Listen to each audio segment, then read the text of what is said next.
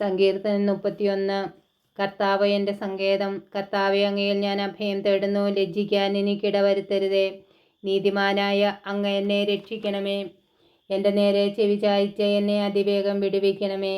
അവിടുന്ന് എൻ്റെ അഭയശിലയും എനിക്ക് രക്ഷ നൽകുന്ന ശക്തി ദുർഗവുമായിരിക്കണമേ. അവിടുന്ന് എനിക്ക് പാറയും കോട്ടയുമാണ്. അങ്ങയുടെ നാമത്തെ പ്രതി എന്നെ നയിക്കണമേ. എനിക്ക് വഴികാട്ടിയായിരിക്കണമേ. എനിക്കായി ഒളിച്ചു വെച്ചിരിക്കുന്ന വലയിൽ നിന്ന് എന്നെ രക്ഷിക്കണമേ. അവിടുന്നാണ് എൻ്റെ അഭയസ്ഥാനം.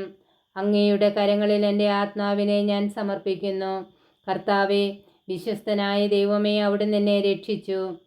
വ്യർത്ഥ വിഗ്രഹങ്ങളെ ആരാധിക്കുന്നവരെ അവിടുന്ന് വെറുക്കുന്നു. എന്നാൽ ഞാൻ കർത്താവിൽ ആശ്രയിക്കുന്നു.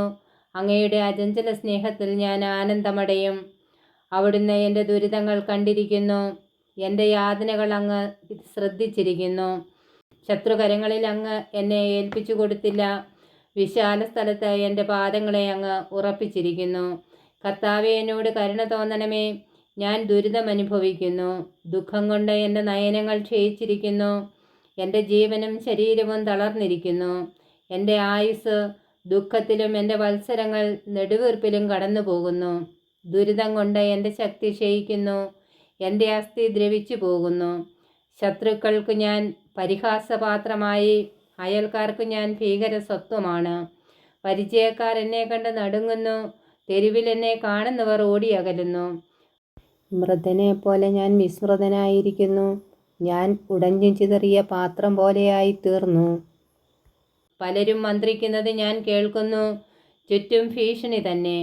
എനിക്കെതിരെ അവർ ഒന്നുചേർന്ന് ഗൂഢാലോചന നടത്തുന്നു. എൻ്റെ ജീവൻ അപഹരിക്കാൻ അവർ ആലോചിക്കുന്നു. കർത്താവെ, ഞാൻ അങ്ങയിൽ ആശ്രയിക്കുന്നു. അങ്ങാണ് എൻ്റെ ദൈവമെന്ന് ഞാൻ പ്രഖ്യാപിക്കുന്നു. എൻ്റെ ഭാഗധേയം അങ്ങയുടെ കൈകളിലാണ്. ശത്രുക്കളുടെയും പീഡകരുടെയും കൈകളിൽ നിന്ന് എന്നെ മോചിപ്പിക്കണമേ. അങ്ങയുടെ ദൃഷ്ടി ഈ ദാസൻ്റെ മേൽ പതിക്കണമേ. അങ്ങയുടെ കാരുണ്യത്താൽ എന്നെ രക്ഷിക്കണമേ. കർത്താവെ, ഞാൻ അങ്ങയെ വിളിച്ചപേക്ഷിക്കുന്നു. ഞാൻ ലജ്ജിതനാകാൻ ഇടയാക്കരുതേ. ദുഷ്ടരെ ലജ്ജിതരാക്കണമേ. അവർ മൂകരായി പാതാളത്തിൽ പതിക്കട്ടെ. അസത്യം പറയുന്ന അധരങ്ങൾ മൂകമാകട്ടെ. അവർ അഹന്തയോടും അവജ്ഞയോടും കൂടെ നീതിമാന്മാർക്കെതിരെ സംസാരിക്കുന്നു. കർത്താവെ, അങ്ങയുടെ അനുഗ്രഹങ്ങൾ എത്ര വിപുലമാണ്. തൻ്റെ ഭക്തർക്ക് വേണ്ടി അവിടുന്ന് അവ ഒരുക്കി വച്ചിരിക്കുന്നു. അങ്ങയിൽ അഭയം തേടുന്നവർക്ക് അവ പരസ്യമായി നൽകുന്നു. അങ്ങ് അവരെ മനുഷ്യരുടെ ഗൂഢാലോചനയിൽ നിന്ന് രക്ഷിക്കാൻ അങ്ങയുടെ സാന്നിധ്യത്തിൻ്റെ മറവിൽ ഒളിപ്പിച്ചു. നിന്ദാവചനങ്ങൾ ഏൽക്കാതെ അങ്ങയുടെ കൂടാരത്തിൽ അവരെ മറച്ചു വെച്ചു. കർത്താവ് വാഴ്ത്തപ്പെടട്ടെ. ആക്രമിക്കപ്പെട്ട നഗരത്തിലെന്ന പോലെ ഞാൻ അസ്വസ്ഥനായിരുന്നു.